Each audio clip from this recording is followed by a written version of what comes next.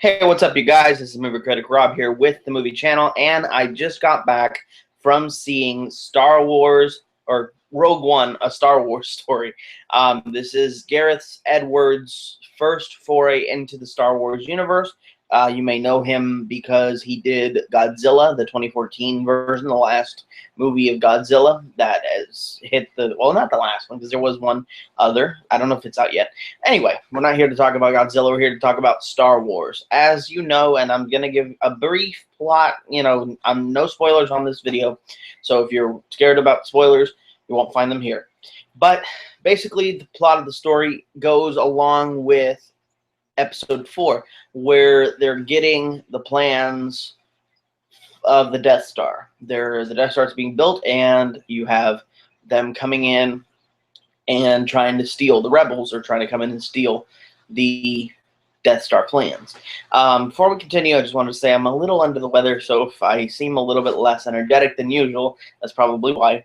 But there's a lot of characters in this movie. There's a lot of cameos in this movie, which I won't go too far into the cameos because I want you to figure, I want you to get them fresh all for yourself. I don't want to spoil any of that. But I do want to talk about some of the characters. First off is Felicity Jones, who plays our protagonist in this movie, Jyn Erso. She does a good job. There were a lot of parallels to Ridley from Force Awakens, but I think I liked her as a character, and it was a character where, like I said, there was a lot of things I could compare it to Ridley for. Is it Ridley? I can't remember now. Oh gosh, I'm drawing a blank.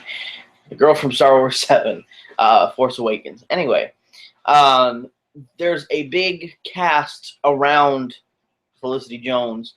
Two of which which cover the veteran actor side are Mads Mikkelsen and Forrest Whitaker.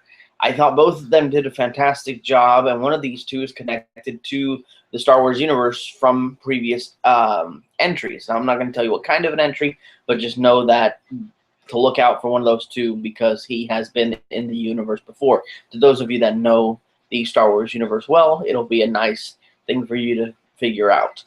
But both of them, I thought, did a fantastic job. I know that a lot of people were kind of bashing on Forrest Whitaker's accent in the movie. I really didn't find it that distracting. I thought it was nice. And given the fact that his condition is not 100%, it makes sense to have his voice sound like it does. So I'm just going to put it there and leave it at that. Mads Mikkelsen, I thought, did a great job, although he was tad underused. But he did have great moments, which, I mean, you really, if you have an actor of that caliber, you give him those moments. So I like that about what Rogue One did. I like how they worked in the name of, the title into the movie and what it ended up being. I thought was really creative. Now let's talk about, hang on, before we go into, I'm going to, give you a little bit of a teaser for the cameos. Before I do that, let's talk about the villains in this movie, which will kind of go into the cameos because some of these villains are cameos. Krennic is the main villain of the movie, and you've seen the actor before playing, good Lord, I can't remember what his name is, basically the second fiddle to Bane, who wants to take over Bruce Wayne's company in Dark Knight Rises, and ends up getting by Bane. So that's where he's from. I don't remember the actor's name to save my life right now, but that's who it is. I thought he did a fantastic job, especially going off of the other villains. I thought, because there's more villains than one in this movie, but it makes sense. It's not because okay. There's 3 villains that show up in this movie, and 4 counting one that is mentioned a lot of times.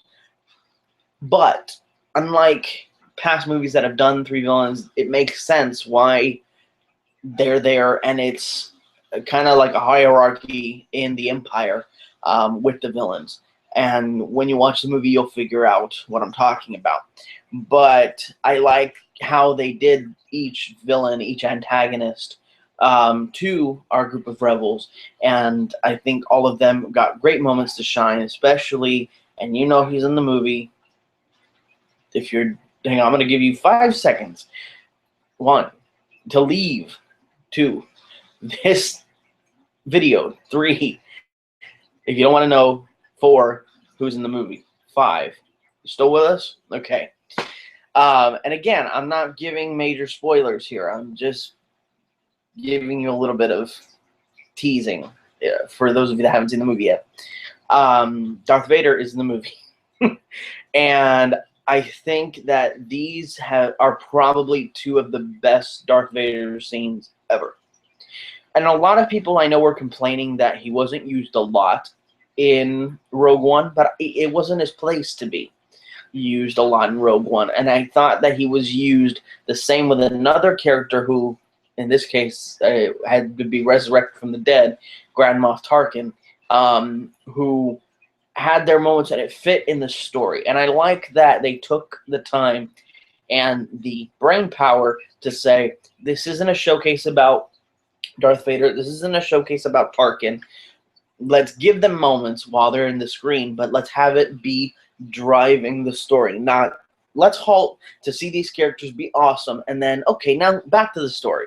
I like that they took the time to weave it into the narrative and explain why it was necessary to add them. I mean, these are huge characters. You don't add them just because you want to, because then us, the fans, are gonna be like, no, you don't copy Batman v Superman. Do it right. And I like that this movie did it right with every single cameo. There's a bunch of other cameos that I'm not going to mention. I just want to mention those 2 because they were the most impactful. I'm telling you, Darth Vader, I hesitate to say this because I know there's so many purists out there, but it contains possibly, okay, fine. It contains the best Darth Vader scene in any Star Wars movie. The best Darth Vader scene in any Star Wars movie, and it captures the character fantastically. And I know I'm talking about Darth Vader a lot, but he's only in like 10 minutes of the movie. But when he's on the screen, he commands the screen, and I'm sitting there like this watching the movie, squealing like a fangirl because Darth Vader's on screen. Same with Tarkin. I thought Tarkin, it was a fantastic job what they did, and I commend them for doing the character justice, meaning how they approached bringing somebody who the actor, you know, of course, has been dead for about 22 years back into the fold and make it look real. It reminded me of seeing Michael Douglas young in Ant-Man. It was fantastic, the work that they did. Probably not on par with that, but as close as, it looked good. And I liked that. I like that they took the time to make him look like he was really in the room and not a caricature, you know, with the brushed face that's really like fake looking and looks like he's like got plastic skin. I like that they took the time to make him look realistic because it went above and beyond what I thought they could have done. Well, not really what I thought they could have done, but what I wanted them to do. The action in this movie is one thing I really need to touch on. It was awesome. I think this was a movie that, I know the whole thing's called Star Wars, and we do see a lot of, we do see warring in Star Wars, but this was one where it was like a knockout, drag out, Saving Private Ryan type thing. It was great. The cinematography was great because it made you feel like you were a rebel running through the action, and it was great. I loved the action in this movie. I love the characters in this movie. And I know I only mentioned 1 or 2, but there are 2 characters. Both are played by Asian actors. One, I think, is Tony Jaa. If I don't remember correctly, don't kill me, guys. But he was amazing.